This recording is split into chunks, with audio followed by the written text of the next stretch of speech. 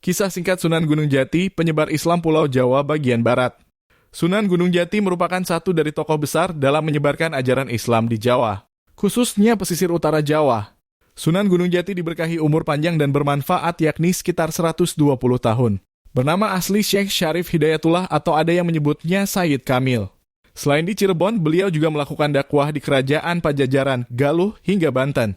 Syarif Hidayatullah lahir pada tahun 1448 M dari pasangan ulama Abdullah Umdatuddin bin Ali Nurul Alam Nasab dari pihak ayah berurutan dari Abdullah bin Ali Nurul Alam bin Jamaluddin Al-Husain hingga sampai Rasulullah Shallallahu Alaihi Wasallam di Kairo, Mesir. Silsilah nasab itu berdasarkan kitab negara Kertabumi. Sementara ibunya bernama Nyai Rara Santang dalam kurung 1448 M adalah putri dari Raja Pajajaran Sri Baduga Maharaja Prabu Siliwangi. Sang ibu kemudian memeluk Islam dengan gelar Syarifah Mudaim. Syarif Hidayatullah menjadi Raja Cirebon usai menggantikan kakak ibunya, Raden Walang Sungsang. Beliau tiba di Cirebon dalam kurung 1470 M pada usia 22 tahun dan dilantik menjadi Cirebon dalam kurung 1479 M dengan mendapat dukungan dari Kerajaan Demak. Penobatan menjadi Raja Cirebon ini membuat Syarif Hidayatullah diberi gelar Maulana Jati yang kemudian dijuluki Sunan Gunung Jati. Catatan sejarah banyak yang mengungkap bahwa Syekh Nurjati atau Syekh Datuk Kahfi merupakan guru Sunan Gunung Jati.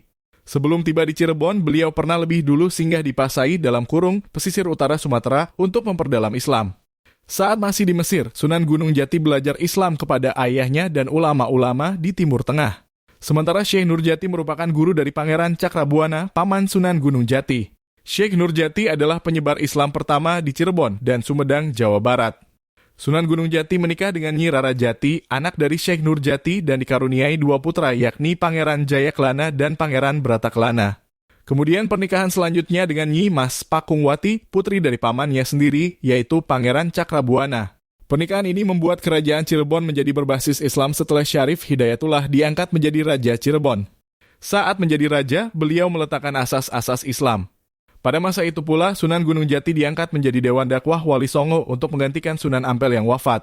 Pernikahan selanjutnya dengan Nyi Kaunganten, seorang adik dari penguasa lokal Banten dengan memberikan sepasang putra-putri yakni Ratu Wulung Ayu dan Maulana Hasanuddin.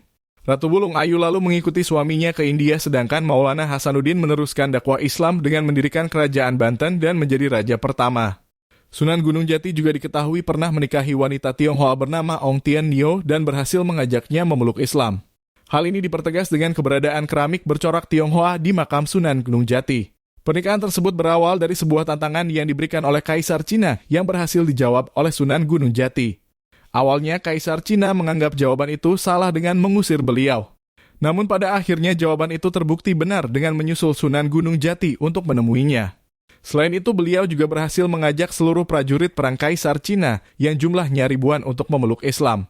Dakwah Sunan Gunung Jati berfokus di pesisir Pantura dari Cirebon hingga ke barat Pulau Jawa, termasuk Sunda, Kelapa, atau Jakarta. Beberapa kota penting beliau jadikan objek dakwah dengan memanfaatkan fasilitas kekuasaan dan kemampuan untuk melakukan akulturasi budaya.